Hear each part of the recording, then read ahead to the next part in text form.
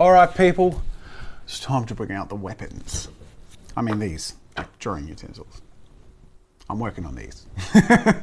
In this lesson, we're going to look at the form of the arm, starting off with the blocking, which I'll do some reverse blocking by using this reference here of the arm isolated on different angles, and then isolating the muscle groups on that form so you can know how to use those to shape the anatomy on your blocking. So let's start off with that reverse blocking. I usually have a ball joint or a circle or sphere that represents the shoulder. As you can see, it quite comfortably nestles in that area, and if you can imagine like a toy doll action figure-y thing, they usually have that same ball socket joint where the shoulder connects to the torso. It's kind of how that mechanism works. You have a ball joint and it's your shoulder. But by making it larger like this, it just sort of fills out the mass so it's easier to block on top of. Then I think of the arms blocking as sort of a tapered cylinder. A little wider at the top, narrowing down to the elbow, which again, I draw as a ball joint, but actually the function of the elbow is not a ball joint. I draw it as a ball though because it helps me wrap my head around the way these shapes sort of nicely create gaps between each other or fit together. Then we have the forearm. Same thing, but a little narrower and a touch longer, mainly because the shoulder itself takes up some of the height of the arm. So the forearm visually, when you're drawing it, even though when you fold and your wrist ends up at about the same place of your shoulder actually takes up a little more area because the forearm takes up that whole length here. So again, same shape, slightly tapered cylinder shape from this sort of elbow joint down to the wrist. So we've got our blocking in place. Let's start looking at how the muscles shape on top. Specifically, the muscle structures. We're going to look at what they look like and how they interconnect. And we're going to go in groups, one by one, starting off with the shoulder. I'm going to hide my references for a second. First, draw what I see as the shape of the shoulder from references that I've studied. I think of it as a little bit of a funny shaped love heart. And it's actually divided into lots of little groups, three sort of main areas. At the top here, where the love heart is sort of curled in, that wraps around what is a shoulder muscle that's connected to the back muscle. This front point here, I think of as a dividing area that divides the bicep and tricep, which we'll get to in a moment. And then between here and on the side facing the front, the chest comes out of and is sort of tucked into. It is a little bit of a tricky thing when it comes to anatomy because aside from learning the shapes of the sections, you do really need to know how they connect to each other, which is why I started off at the shoulder. It's one of the most connected areas here. To help you understand a little bit more, this is a bit of a 3D render of the shoulder, and as you can see, that's that back muscle that I was referring to that tucks into that love heart. Because the shoulder's held up, you can't see it on this angle. But what you can see is how it has parts of muscle groups tucked into it, like there, and like under the chest and the bicep, but it tucks into other muscle groups like between the bicep and tricep. This image is just a cool representation of how muscles work. They're very interconnected. So now let's apply that to our blocking. The shoulder wrapped over, and this is from the rear view. Then we have sort of a side-on view. So if you imagine the chest is here and the back is here and the abdomen body, that's sort of what this view looks like. Where that shape of the shoulder, that love heart shape, sort of looks a little bit like this. Now we have a front-on view. And last but not least, this is sort of an inside view, but you can see that this would be the chest and how the shoulder sort of wraps around the other side of the bicep. Now the bicep is a muscle that connects from that inside of the shoulder in a fairly rounded sort of way to the front of the inside of the elbow. But really it's just connected to sort of the first half of the shoulder on this side, as you can see. Not visible from behind, so we don't need to draw it from there, but it really is a very simple shape. And then, starting back at this side, now that the biceps are not visible from this angle, we're going to go to the tricep, which is a bit of a different shape. It's another one of those love heart shapes, but this time it's upside down. And the end result I tend to sort of think of as a horseshoe, not because it looks like a horseshoe, but it's just sort of that shape, the upside down U shape, barely visible from the side. And it sort of hugs around the arm. So from the side and the rear, you can only sort of see one of those edges, but from behind you can see that whole U shape. That's the upper arm. The lower arm is a little interesting because there's lots and lots of little muscles and it can get very confusing very quickly. So I like to keep things really simple and focus on 2 muscle groups. The first begins between the bicep and tricep at the top here where they end. Thinking of it as above the upper arm. I sort of tuck it in there and then it wraps around and over, and think of it as a bit of a long, slightly pointed shape that ends up aiming towards the thumb. Knowing that the most visible forearm muscle sort of starts between the bicep and tricep, we know that if we need the forearm to flex, that's going to be one of the first places that pops. Out here, for example, and then it sort of comes down and wraps around towards the thumb.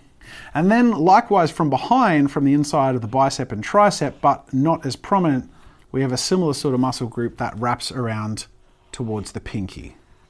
So we've done that with our digital reference and reverse blocking. Let's do it on paper so you can see how to do it from scratch for yourself. Let's do this on 3 angles. I'm going to draw a circle in the middle here, which is going to be my shoulder. And as I demonstrated, we're going to do this cylindrical sort of shape to represent the upper arm, a circle, and then another tapered cylinder for the forearm. Perfect. Now I'm actually just going to draw a few lines across at each of these main areas. And I'm going to copy the same blocking, starting off with the shoulder, but I'm going to do a few different angles. So if we think of this as the side of the body, with the chest facing this way, let's think of this as with the chest facing towards us, upper arm tapered to there, ball joint for the shoulder, and then forearm until we reach the hand. And last but not least, this will be sort of more of a rear view, where this is the shoulder and the arm, but connected to what would be the back. That's it, that's my blocking done. Easy, right? Now let's get to the fun bit. We're going to start shaping the anatomy on top, starting with the shoulder and thinking of it as that sort of soft, goopy, kidney-ish love shape. I know that is a really helpful description. Now our ball joint is usually quite harsh in form, and I like to usually just sort of soften it and make a bit more of an organic approach here. But it helps because I can see this is where the neck part of the shoulder comes in and interconnects, so I can wrap my love heart around that. And if in doubt, sometimes I just sort of indicate how the 3 parts of the shoulder might divide. It also helps me to even indicate where the other muscles will connect to, so the chest, just a little line coming from out there. So now a little bit more of a clearer view of the shoulder. We've got our love heart shape. The middle area obviously ending up into that neck part of the shoulder. And then these front 3 divisions. They all sort of interconnect back to that middle section. The dip in the love heart. And then from the rear we have where the shoulder and the back interconnect. But it's a very similar sort of look to how it connects to the front. Now I've drawn that as a very distinct muscle group or shape. I'm going to make that even more distinct by colouring it lightly with this blue colour. That'll make sense in a minute. But one of the reasons for this, aside from creating clarity at the end, which you'll see, is also to help you forget about this shape a little bit as I start drawing new shapes for the other muscle groups, starting with the bicep. So let's go to the front representation of the arm, the bicep sort of beginning up here, tucked under between the shoulder and the chest, and wrapped around in a fairly spherical shape, pulled in towards that middle of the front elbow, the inbow. That bit. This is what you signed up for, okay? This is the level of technicality you're going to get. Anyway, that's the front view of the bicep. From the side here, it's important to note that while, yeah, we sort of have that front shape and the bicep bows out a little bit, the bicep doesn't go to the middle of the arm and meet with the tricep. There are muscles in the middle here, so I like to draw it in a way that leaves a bit of a gap. And I'm not going to draw it in the other view because it's not really visible from the front. So let's color in our bicep here. Pretty straightforward when you think of it as a shape that simple. Next, onto the tricep. Now remember, we have that sort of horseshoe-ish feel.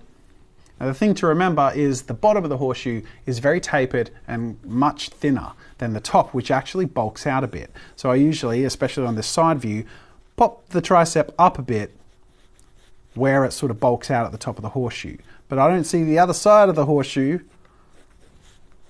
because it's wrapped around the back of the arm. It's going to be much clearer in this view from reverse when we can see how our little horseshoe shape wraps around the arm and is thicker and bulkier at the top, but interconnects up under that shoulder. Now I can see here that my arm is sort of bent in this way, and it's already starting to look a little odd to me that the tricep is angled in like this, when really, because of that angle, it would actually be a little further out. So as you go, it's important to just sort of keep in mind the overall look and the position of those muscles. So just pushing it around this way, that to me looks much more accurate as to how that muscle would react with the arm bent inwards like this. And then going back to the front view, the tricep would be visible, but barely. It would just be a little bit of a bump here, just because of that larger mass up here. You're just going to see that poking out there, which will be even clearer when I just add this color. Again, sort of looking at the whole view here, I can sort of see the proportions, and I feel like the bicep might be barely visible from this rear view, but still visible enough, mainly because there's more mass on the lower end of the bicep where there isn't as much on the tricep, even though we're looking from behind. So I would just indicate that on this inside area.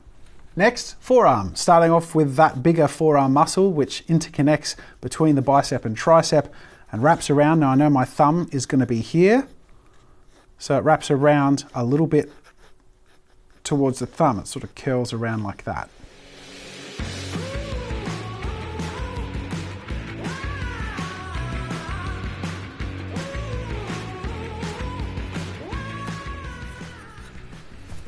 And last but not least, we're going to do this inside forearm muscle. Now, none of these views have a great view of them, but it's also a fairly obscure sort of muscle group, starting up at the inside of the bicep and tricep and curling around a little bit to where the pinky is. It's almost like a helix, the way they work around the forearm. So you'll see glimpses of it on the lower part of the forearm over here and at the top on the inside over here. So there it is, the very simplified form of the muscle groups of the arm. Now you'll notice there are gaps. Why are there gaps? Because there are muscles in there that you don't really need to draw, because when you've got these larger areas of muscle groups drawn in and you draw lines alluding to them, the details sort of fill themselves. In fact, I'm just going to outline all of this.